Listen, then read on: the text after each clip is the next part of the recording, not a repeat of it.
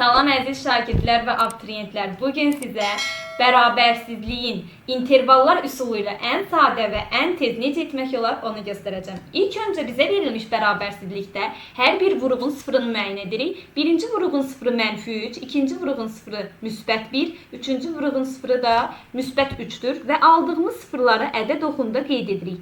-3, 1, -3. İntervallarımızı çəkirik. Və intervallarımızı çəkdikdən sonra x-larımıza baxırıq.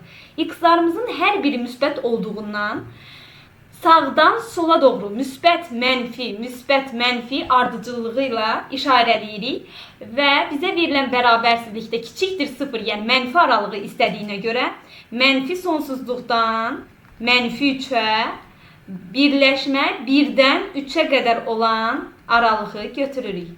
Bu cür videoların davamını gəlməyini istəyirsinizsə, abunə olmağı və yorum yazmağı unutmayın.